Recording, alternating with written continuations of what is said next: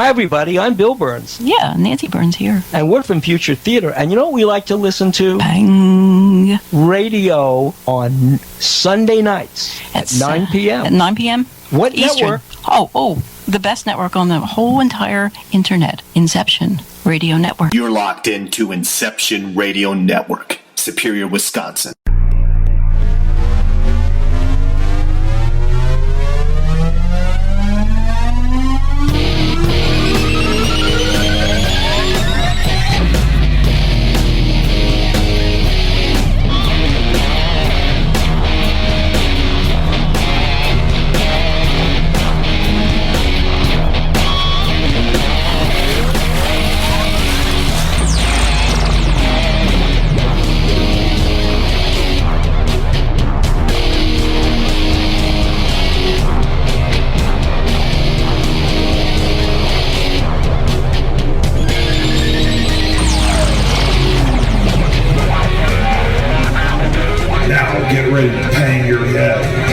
Radio host for Pang Radio, Mike Lucas.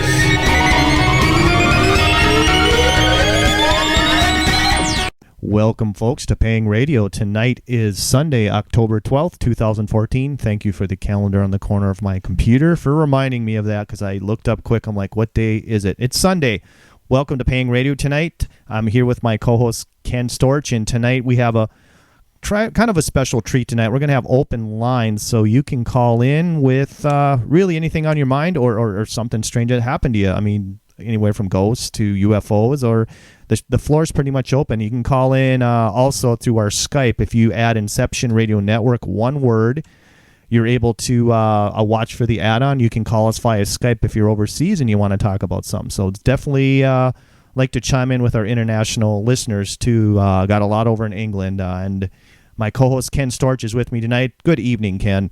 Hey, thanks for having me on, and good evening to our listeners. And it's cold and wet here in northeast Oklahoma, and it's my kind of weather, football weather. There you go. I mean, yeah, we had 65 degrees almost today, so it got really nice up here. It's kind of, I can tell this is our Indian summer here. Yeah, absolutely. Hey, I got a couple of shout-outs to Aaron and Carrie. Once again, I know they're driving and listening, and George and Doug in Missouri. I want to thank them for tuning in. George, how you doing, big guy? And to a couple of people in Colorado. So welcome to Pang Radio, Inception Radio Network. Very cool. And I have a shout-out to my favorite listener again in Duluth, Deborah Anderson. And we got a shout-out from... It looks like Martin Jackson. He listens to us in Micronesia, Lincoln, UK. So another UK listener chiming in on Facebook. Thanks for listening, Martin, and spread the word over there in the UK. And we love you guys over there because you're a big part of the network, and you do support us. And a lot of fun people in chat from the UK. Cool. Yeah, thanks, Martin, for tuning in. We appreciate it. So there are many ways to listen to the Inception Radio Network. Got to go through this, guys, to pay the bills. We do have our apps on the Android and iPhones. You can also call into our listen line at 401-283-6700. Hit 1 for the regular IRN feed. Hit 2 to contact or to listen to IRN Plus, and 0 to talk to the show host if you have a question for whoever's on the show at the moment. So we definitely can listen to you there. And there are numerous other apps like TuneIn Radio, Live 365. You can listen to IRN pretty much anywhere in the Roku box too.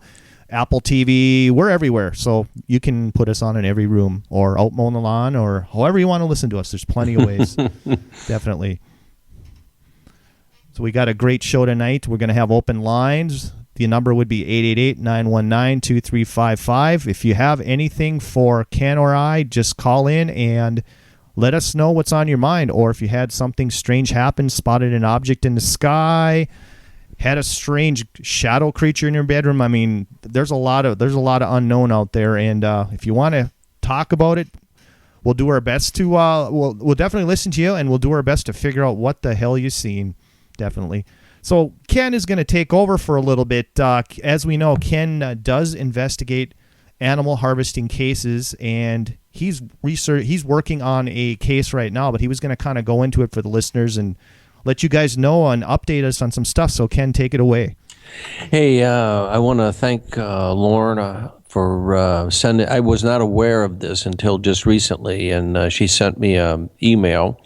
And Lorna Hunter is director of La Pig, and there was a animal mutilation. MJ, you called it animal harvesting, and I think that's the preferred term that I use. But in this case, I don't know a whole lot about it right now, and it happened in Utah, and apparently deputies in the great state of Utah are investigating a case in which a number of cows were mutilated post-mortem. That means after death.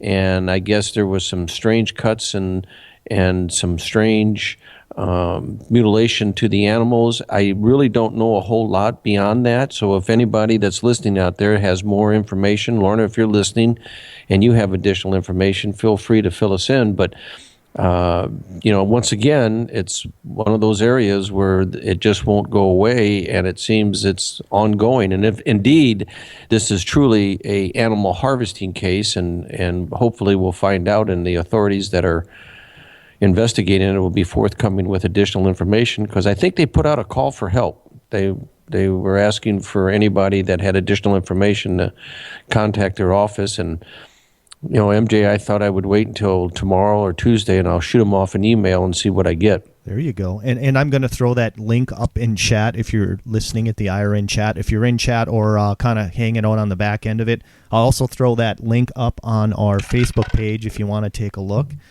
Yeah, it's pretty strange, Ken. Yep. But I'd kind of like to talk about a case that I really been kind of rolling around inside my pea brain as to whether or not I would even go down this road on the radio. And basically, in the last 20 minutes, I decided to go ahead and talk about it. I want our listeners to understand that it is an ongoing case, and there are certain areas and information that I do have that I don't want to release, at least not just yet. But and some of the people that are listening tonight have information because I talked to them about it, and basically to get their feedback and see what they thought. But here it goes. Back in Desert Storm in 1990 and 91. If you remember, General Schwarzkopf was the Supreme Allied Commander that led the coalition against Iraq. If you remember, George Bush Sr. was the president, and he said that the invasion of Kuwait will not stand, and that we had to drive the Iraqi army and Saddam Hussein out of there. That's just a brief thumbnail of where this investigation starts. One of the battle plans, and this is a fact. I mean, we now know that this is how Schwarzkopf subsequently defeated the vaulted Republican Guard. Remember, there was a lot of press regarding the Republican Guard and how tenacious and trained and equipped they were, and basically the Desert Storm was over with in 72 hours. Schwarzkopf shredded the Republican Guard, and part of that battle plan was that he had special forces dropped in behind the Republican defensive positions, Republican Guard defensive position in Iraq and Kuwait, and so that when his armored units broke through the defensive line, they would race across the desert. Approximately 200 miles was the range of the M1A Abrams tanks and the Bradley fighting machines. And so these special forces had set up fuel depots out in the desert so that they could resupply and refuel these armored columns that would break through the Republican lines and basically entrap and cut off the Iraqi army. And that's exactly what happened. If for those that are listening, you can see, you can go and research that, and essentially that's what happened. It was swift and decisive. Like I said, the war, I think, was really over in 72 hours, but it was 120 hours, and Bush declared a cease to hostilities. Well, that's where this investigation begins, because one of those special ops, if you will, that dropped in behind the Republican defensive positions and set up one of the fuel depots, a gentleman that I had been in contact with was a part of that special ops.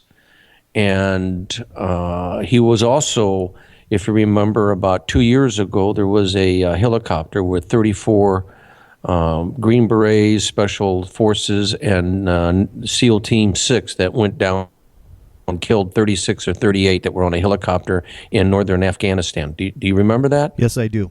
Yeah. I think it was about 2 years ago.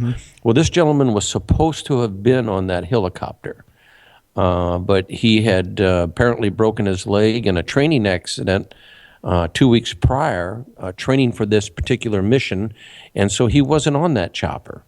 And therefore, about 15 or 16 of his close group were killed. Now, his claim to fame was that going back to Desert Storm, when they were dropped in behind the Republican Guard, his particular squad, if you will, was dropped off in the Iraqi desert, and they set up their fuel depot and communication system, and they were unable to communicate. They couldn't get out on sat-nav. None of their GPS systems worked. They had trouble keeping their generators running, and it's at that time that they noticed, according to him, that there was a humming sound, and it seemed like the ground was vibrating, and it was, and I'm going by what he was saying, okay, and they apparently found part of a pyramid sticking out of the desert floor. And the vibration and humming sound was coming under the ground, and particularly from this particular, what appeared to be a pyramid. Now, he claimed that he had maps, GPS coordinates, and pictures of what I'm saying. And he was terrified to the point of being paranoid that his life was in danger. And I was trying to convince him, MJ, to come on the radio and tell his story. In fact, I was working on it when Paradigm Unhinged was up and running. And I'd have communication with the gentleman, but he was real difficult to convince, to say the least, to come public and talk about his story. Now, I can tell you a little bit. I was able to substantiate on his story. He, according to his discharge papers, his DD 214, for those of us that have been in the military, those are your discharge papers, and it has on it your assignment, your rank, and where you did training. Apparently, he was who he said he was. He was a Special Forces trained. He was over in Iraq in the first Desert Storm. He was part of a special ops unit in the second operation against Saddam Hussein, and it was assigned to, like I said, Special Forces, and had been received Purple Heart and had been decorated in the Desert Storm. But he was paranoid. I guess that's the only way I could describe it. It was really difficult. He would get a hold of me. I had difficulty in getting hold of him. Anyway, he was found this week with 2 bullets in the back of his head in an alley in Denver. Whoa. And I have somebody that is working on getting the Denver's police department report. I do have a contact with the first officer that was on scene.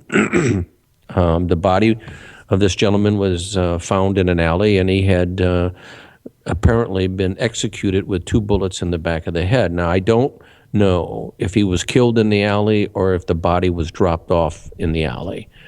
I suspect that the latter is the case, that he was killed somewhere else and his body dumped in the alley.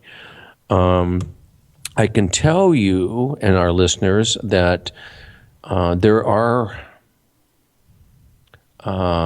indicators that I know of to show that he indeed was onto something. Now, according to his statement, that the reason why we went into Iraq the second time, if you recall, it was Bush Sr., George, George Walker Bush, the old man, is the one that stopped Schwarzkopf about 85 miles from going into Baghdad. And Schwarzkopf wanted to go in there.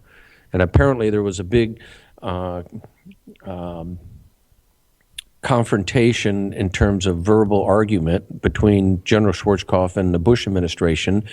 And Bush was concerned that the coalition of the Arab states wouldn't hold together if they pushed on into Baghdad. And apparently Schwarzkopf said, that's okay, let him sit on the sidelines.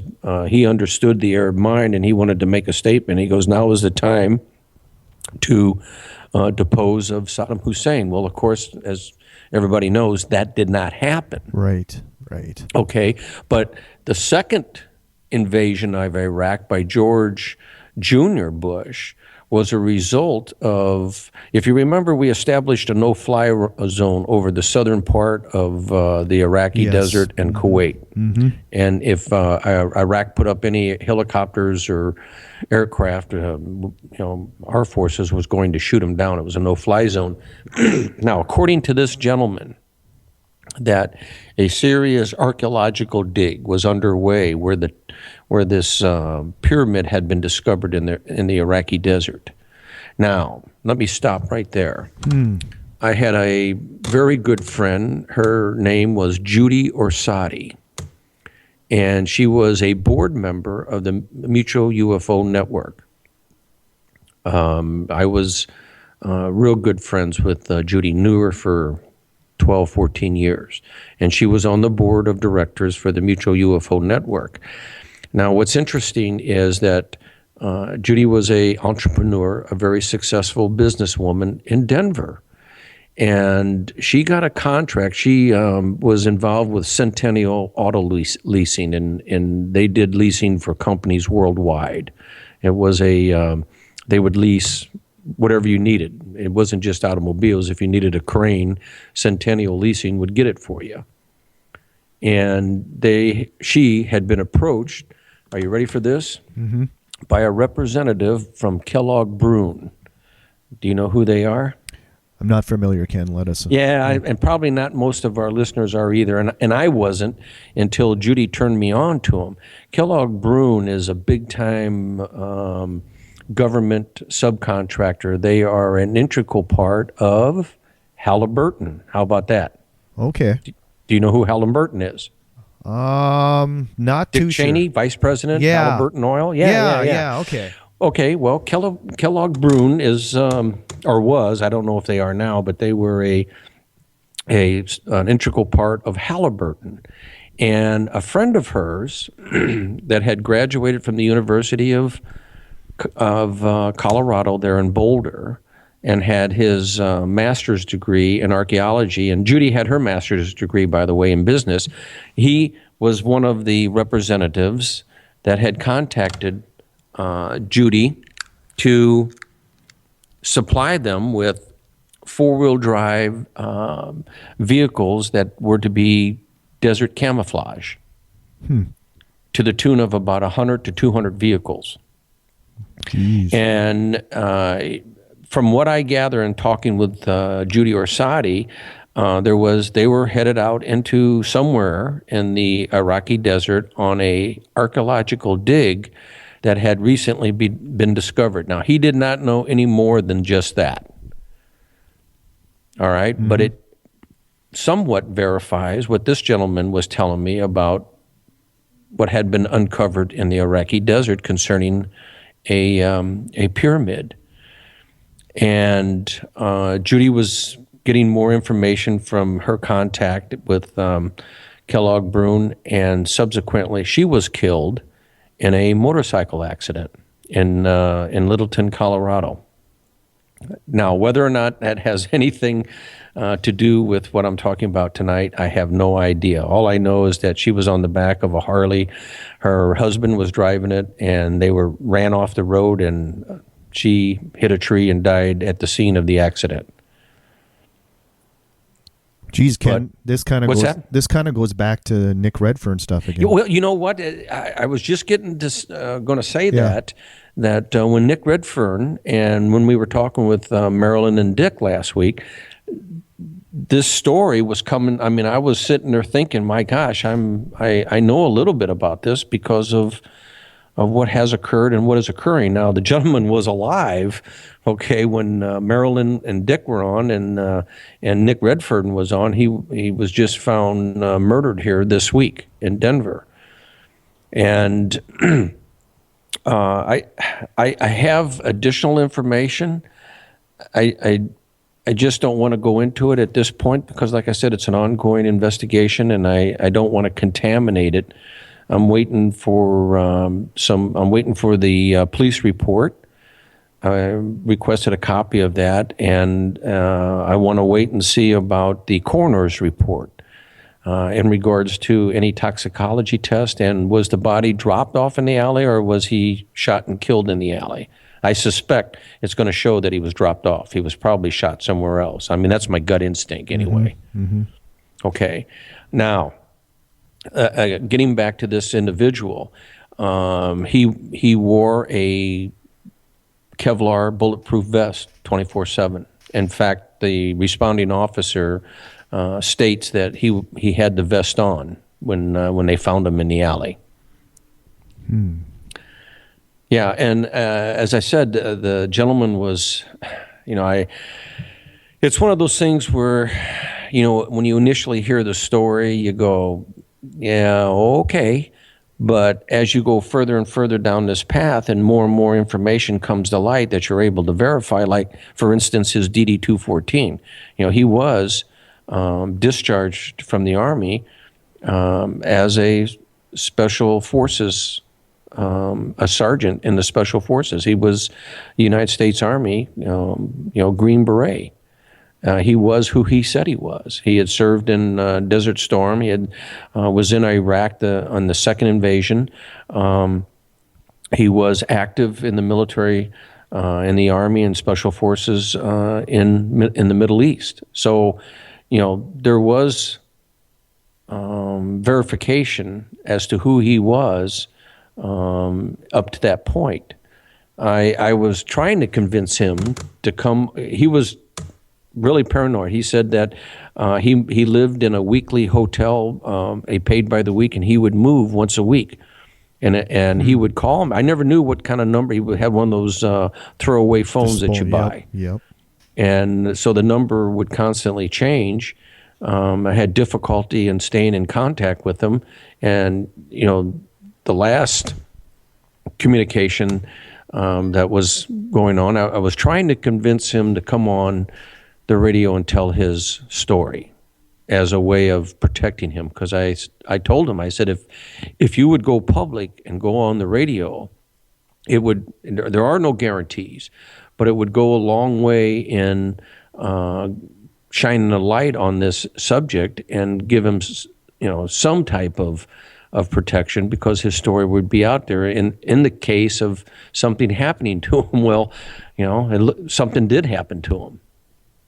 And he was adamant that he had maps, photographs, coordinates, and other documentation to show where this archaeological dig was taking place. I do not know where those are at the moment. I know that he had family in Seattle. I'm hoping that they might be able to shed some light. Somebody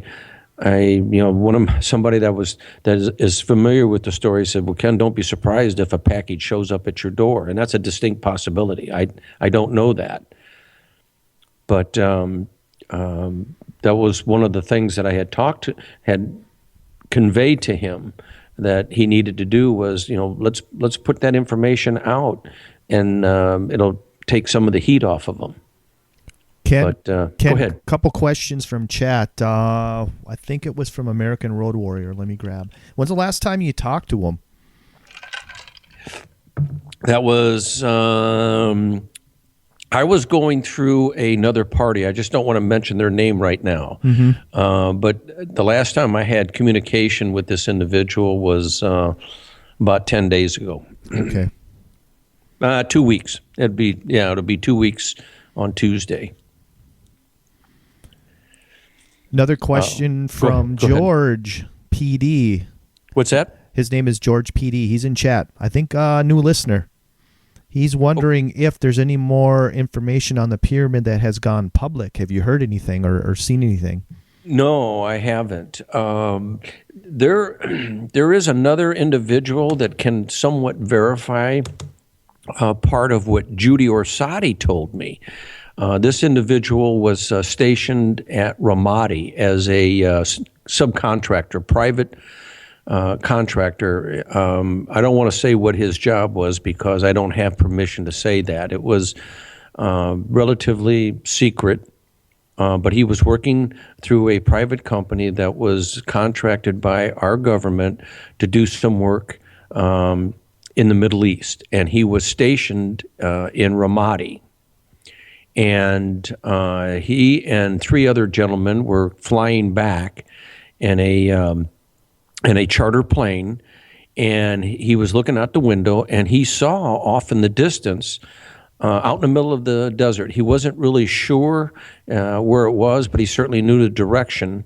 And he saw a lot of what he described as strange activity. A lot of vehicles, some military, but mostly appeared to be civilian vehicles out in the desert.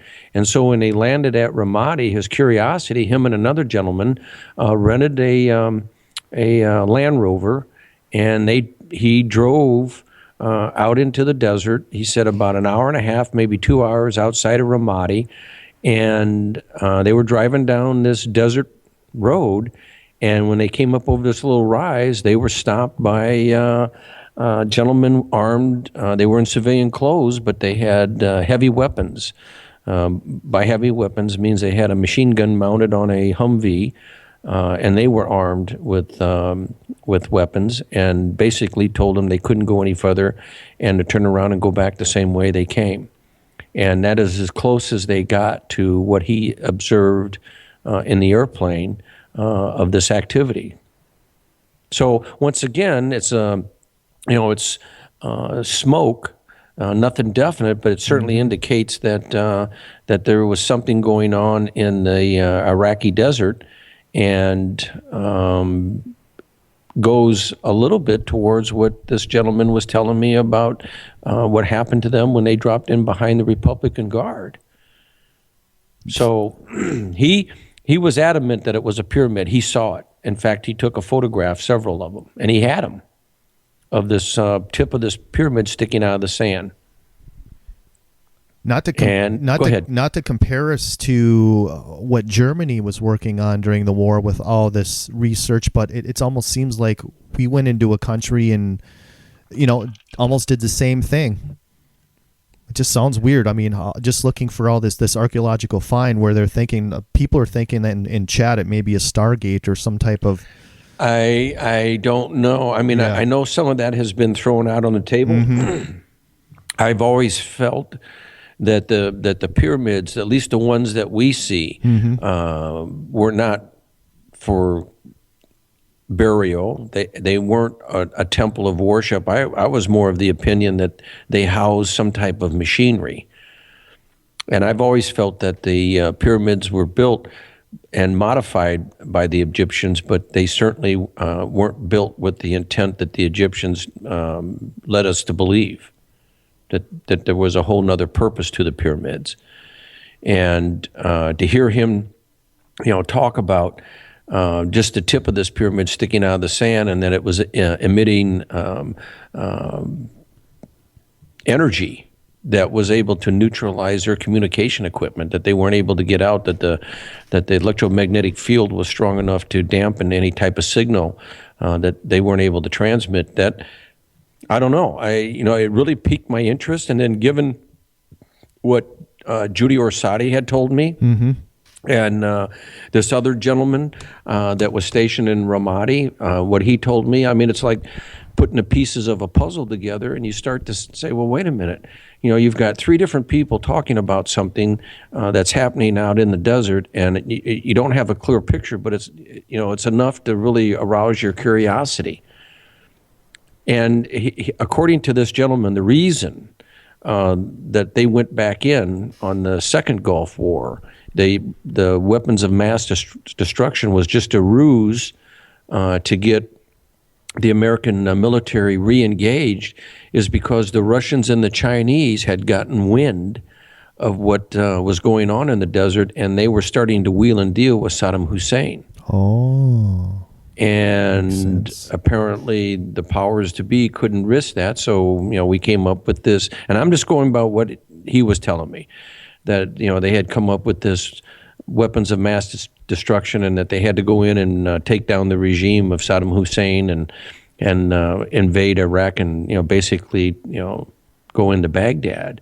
But his claim was that it was because the Russians and the Chinese had gotten wind of what the Americans had stumbled across, and that they were starting to wheel and deal with Saddam Hussein. And so to solidify whatever it was that they were working on in the desert, and they apparently hadn't quite finished excavating whatever it was they were digging out there in the desert. So, the cover story is we got to go in for weapons of mass destruction. Mm-hmm. And, that wouldn't be the first time that something like that has been used to engage the military. Adolf Hitler did it when he invaded Poland. Mm-hmm. Okay, I mean, he dressed up 14 Jews in German uniforms and shot them, and claimed that the Poles had executed a German outpost, and that was his pretense for invading Poland. Yeah. I mean, if you go back through history, there's a number of examples where governments have used an excuse like that to invade or crush the opposing forces as a result of having an excuse. So I don't know. I mean, that could very well have been the excuse. I don't know. Like I said, there are some still things that I'm waiting for to come in, and I will keep our listeners posted as information comes in on this particular investigation. But and I think that there's going to be more. Mm-hmm. I don't think that whatever he was paranoid of, apparently he had good reason to be scared. And from what little I know about this individual, he was very meticulous. I suspect that he does have written documentation of sorts, and that whether or not they were able to catch him with that, or he put it in a safe deposit box, or he mailed it somewhere, remains to be seen. Right. I'm thinking of the possible size of this pyramid. One thing I question, how would they hide it from intelligence satellites?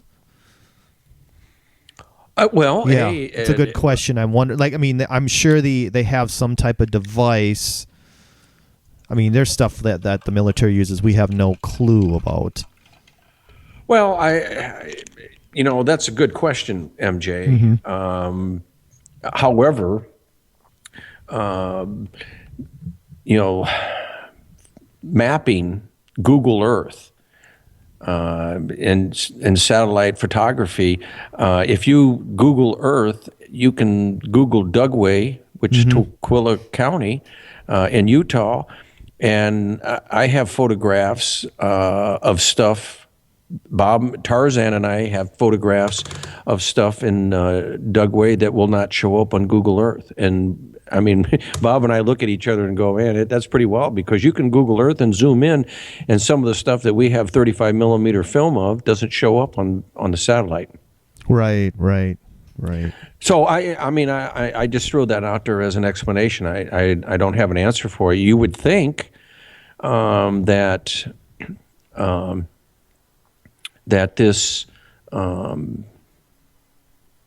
structure, this compound, if it was emitting energy. One of the questions I wanted to know, and I never received an answer, was it a constant, or was it just intermittent, or was it activated because these guys happen to drop in and they start to set up their communication equipment, and it activated the power source. Those were all questions I wanted to know, because I would think that if it was powerful enough to jam or mute radio equipment and stuff like that, that they would be able to pinpoint that on and register that on other equipment. So it may have been something that just came on intermittently. It may not have been a constant. I don't know.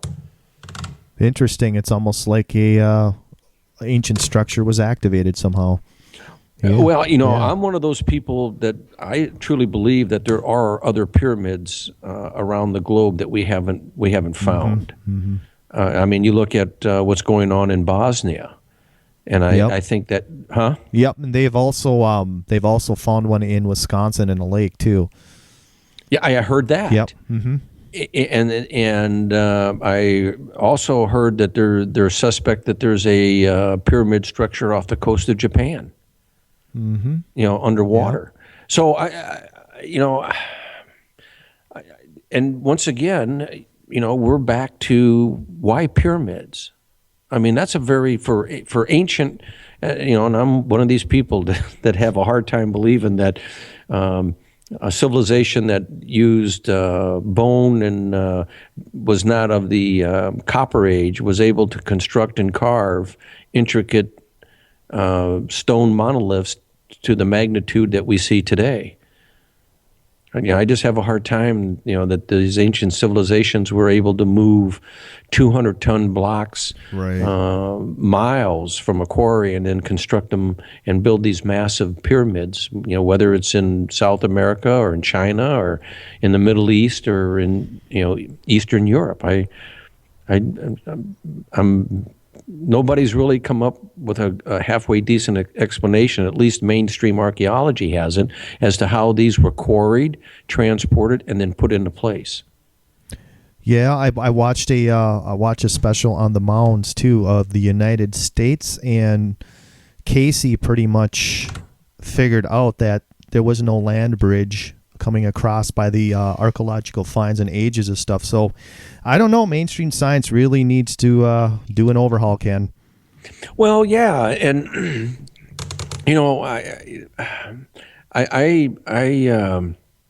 I'm a big fan of Ancient Aliens, and I read The Chariot of the Gods when it first came out, Van Daniken, and he asked questions that have not yet been answered. And I think it's an embarrassment to mainstream archaeology and mainstream science, because there really are pertinent questions that have answers, but we just don't have them. And mainstream science has a tendency to ignore that or overlook it, like, well, it's not really important. Well, you look at some of the ruins in Peru and at the ruins that are 10,000 feet. And there's no trees up there. Right. Okay. And where did they quarry those stones, and how did an ancient people move them across rivers and valleys and mountains? Okay. Right. Without the wheel and the pulley. And they keep in mind, even if they did have the wheel and the pulley, we today would be incapable of moving, 200 tons of stone across the mountain without making roads first. Right, this planet definitely had a past history of a race that was pretty technologically advanced, but I guess that's something maybe mainstream science knows, but they're hiding. You think? Well, yeah. I mean, Giorgio Tsoukalos, he's the spokesman for In Search of Aliens or Ancient Aliens, and I like the guy. He asks the same questions that I've been asking for years and years and years. And why would an ancient culture separated by time and distance all over this planet choose to build a pyramid? I mean, that's a very complex structure that requires geometry, okay? Much less a lot of muscle and sweat and to move and place these blocks in such precision, and they're still standing today. Mm-hmm. You know, thousands of years later, you still have these structures that are standing that supposedly, you know, that ancient ancestors, you know, through slave labor or whatever, were able to put in place. But there has never been a satisfactory explanation on how they moved those blocks, put them in place, and for what purpose. And all the precision cuts out of each object in circles, you know, perfect round circles built into stone. I mean, there is just no way. What is it? Puku? Puma punka. Yep. The stones are so precision, they're like Lincoln logs. They fit together. Yep. Yep. Okay, well, you don't do that with a stone hammer and a piece of antler, okay, and chisel it out, okay? Yeah. I mean, no, it doesn't work that way. And when you have modern day masons that would have difficulty in duplicating those cuts using high tech diamond saws and precision lasers. I don't see that happening with a culture that basically did not understand geometry or didn't understand the wheel and the pulley or the fulcrum. I mean, those are all knowledge that we acquired in the last, supposedly, in the last, 500 years? And we're talking about civilization that were 3,000 to 5,000 years ago, maybe longer. I know there's one archaeologist that is finally coming forward, and he thinks that some of those ruins are way off dated, that they're much, much, much older than what mainstream is saying. Another current one too you can think of, Ken, is the Coral Castle too, down in Florida. I've been there. Oh, tell me about it. I want to go there. That's on my bucket list. That's incredible. What's really interesting, MJ, is I tell you what I found fascinating is there's this massive, massive door that is hinged. Okay, and you can open it by just pushing on it with your little finger. And you're talking about a door that weighs 50, 60 tons. I mean, it pivots and swings open. Now, you're talking about one man did that by himself. Right. And the pictures, I think he was Hungarian. I mean, he weighs 125 pounds soaking wet. Mm-hmm. I mean, I don't care if he looked like Arnold Schwarzenegger. He's not going to move it by himself. Right. Okay, and yet no one knows how he did all this work at night.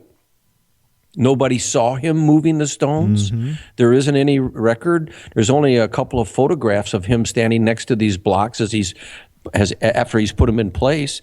But no one has recorded how he moved them. And the precise alignment with the stars too.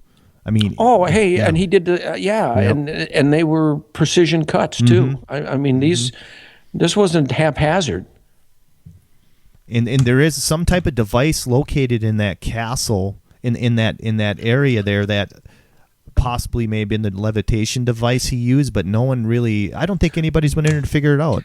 Well, in several of the photographs of him, it shows a wooden tripod, okay, like a teepee, and he's standing underneath of it, and on top of this wooden tripod is a black box. And in several of the photographs, in and around these stones, that black box is visible. And yet nobody knows what the black box was, what it contained, right, or what the purpose of it was. And nobody found it after his death. They don't know where it went. Yeah, American Road Warrior made a good point, too. I forget the name of the researcher that he has been on a few shows on IRN, but they said that kids walking by would see stones levitating, like from over the wall or from beyond the wall, looking them. They'd see stones floating around. So, and I heard stories from people that were in the area that at night they would hear a low hum. That there was a low hum and vibrations, and that then the next morning the stones would have been moved and they were in place. Right. So, well, hey. To listen to the rest of this interview, please go to InceptionRadioNetwork.com and register for the Insiders Club. What is the Insiders Club? The Insiders Club is our premium content, what you've just listened to. Now, what you've just listened to is a preview of that premium content. The Insiders Club is how we pay the bills. It's how you support IRN. You join forces with IRN to get the truth out there. Now, a lot of our content is free. I mean, most of our content is free. All of our live shows are free. If you go to our archives, the vast majority of our archives are for free. But to pay the bills, to help make sure this network stays alive, stays viable, we offer those who really love our radio station, our network, and our shows, an ability to support our network and become a part of IRN.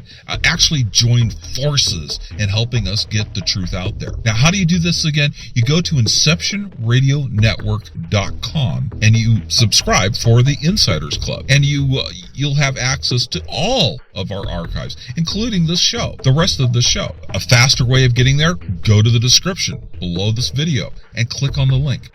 And like I said, you'll be joining forces with IRN. You'll have availability of all of our content, and we really appreciate your support. Thank you.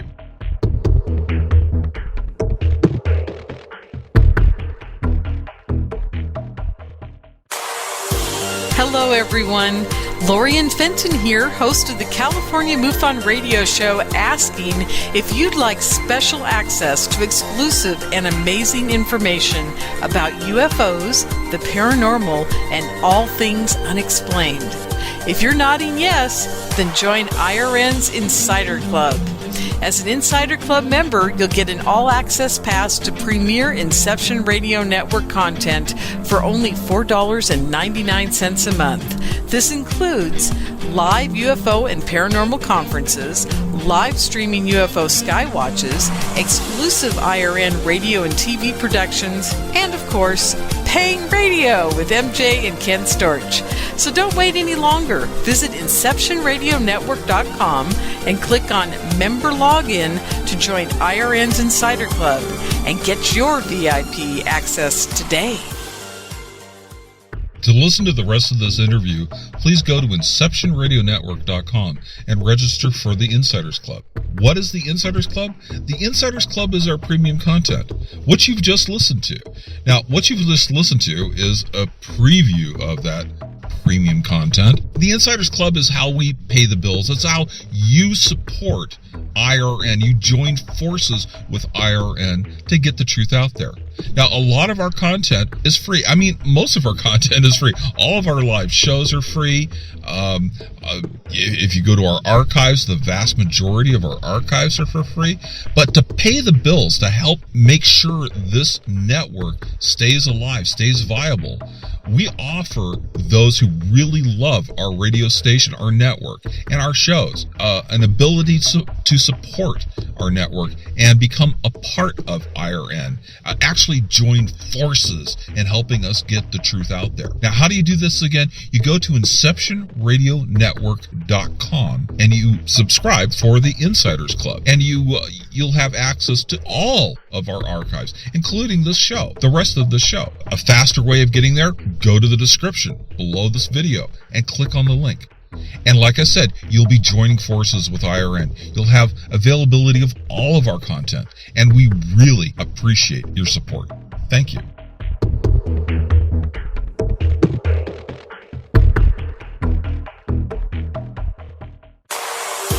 Hello, everyone. Lorian Fenton here, host of the California MUFON radio show, asking if you'd like special access to exclusive and amazing information about UFOs, the paranormal, and all things unexplained. If you're nodding yes, then join IRN's Insider Club. As an Insider Club member, you'll get an all-access pass to premier Inception Radio Network content for only $4.99 a month. This includes live UFO and paranormal conferences, live streaming UFO sky watches, exclusive IRN radio and TV productions, and of course, paying radio with MJ and Ken Storch. So don't wait any longer. Visit InceptionRadioNetwork.com and click on Member Login to join IRN's Insider Club and get your VIP access today. To listen to the rest of this interview, please go to InceptionRadioNetwork.com and register for the Insiders Club. What is the Insiders Club? The Insiders Club is our premium content, what you've just listened to. Now, what you've just listened to is a preview of that premium content. The Insiders Club is how we pay the bills. It's how you support IRN. You join forces with IRN to get the truth out there. Now, a lot of our content is free. I mean, most of our content is free. All of our live shows are free. If you go to our archives, the vast majority of our archives are for free. But to pay the bills, to help make sure this network stays alive, stays viable, we offer those who really love our radio station, our network, and our shows an ability to support our network and become a part of IRN. Actually join forces in helping us get the truth out there. Now, how do you do this again? You go to InceptionRadioNetwork.com and you subscribe for the Insiders Club, and you'll have access to all of our archives, including this show, the rest of the show. A faster way of getting there, go to the description below this video and click on the link. And like I said, you'll be joining forces with IRN. You'll have availability of all of our content, and we really appreciate your support. Thank you.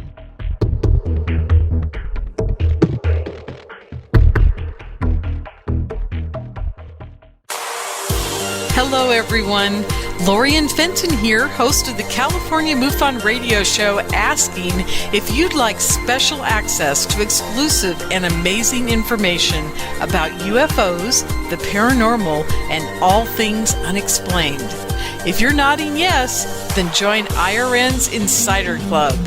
As an Insider Club member, you'll get an all-access pass to premier Inception Radio Network content for only $4.99 a month. This includes live UFO and paranormal conferences, live streaming UFO sky watches, exclusive IRN radio and TV productions, and of course, paying radio with MJ and Ken Storch. So don't wait any longer. Visit InceptionRadioNetwork.com and click on Member Login to join IRN's Insider Club and get your VIP access today.